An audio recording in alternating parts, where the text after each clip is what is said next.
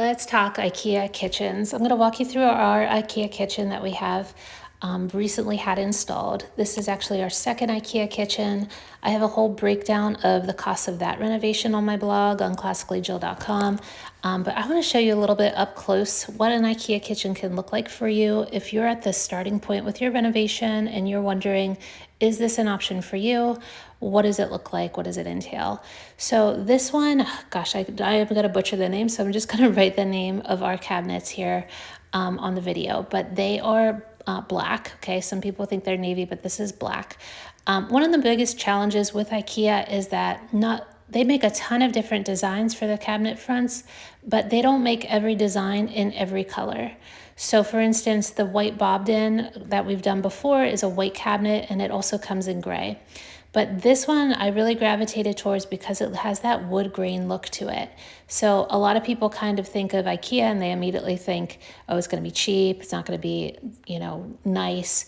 But this one I think really has the air of a little bit more expensive and like real wood. In fact, actually our installer pointed out that this particular style from IKEA is actually real wood here along the border of the cabinets. So this frame, and then the middle part is MDF right here. So that's why he suggested not installing the handles in that middle area, but to actually put them at the top because that is real wood. I want to point that out too because a lot of other brands out there that maybe you're also considering, whether it's Home Depot or Lowe's or Cabinets to Go, a lot of them are also MDF. Unless you're paying for custom or the all wood from those brands, this is what you're getting from a lot of cabinet makers right now in America. The reason that I tend to also gravitate towards IKEA is because if anything, they do have a warranty on them, but if anything were to happen to one of the drawers, I can just go to my local store and order a new cabinet front for it. So that's really great. Let me also show you here the sides. So to me, this is the biggest difference. The sides on IKEA drawers are open like this. Okay, so if that's going to bother you, these are metal frames on the sides. I think this is probably where they're saving a lot of money. To me, that doesn't matter because who's seeing that? You really only see that whenever you have your drawer open. And honestly, I've had people in here and they're like, oh, I didn't even notice that. We open them up and they're like, oh, I didn't even notice. And so to me, that's not a big deal. I would rather save the thousands of dollars because it has metal sides than pay for wood that nobody sees.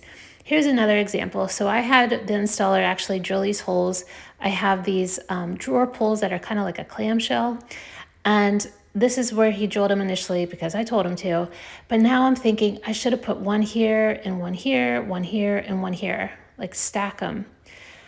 So actually we're just going to go to our local IKEA and buy 2 new drawer fronts. They're like, I don't know, not that expensive. So to me, it's so easy to be able to go to the local store or to order online and have them deliver.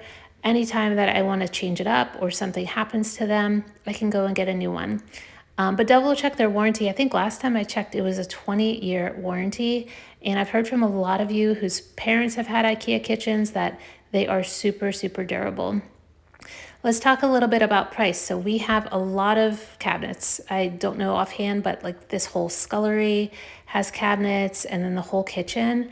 We actually had someone in here recently who is in this industry and said that he sells comparable cabinets to these and that our kitchen would have cost $100,000 in cabinets alone.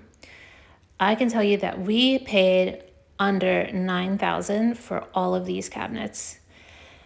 It's mind-boggling, but you can save so much this way if this all sounds very good to you.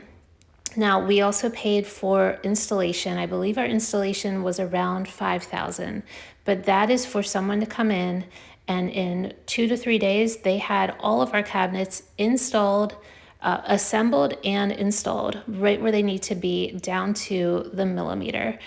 Everything comes flat packed. So some like boxes like this, that's how IKEA saves a lot. They are known for how they package their goods. They've engineered their products with the packaging in mind so that everything can be flat packed. So you're going to end up getting a ton of these boxes if you get your cabinets delivered to your house.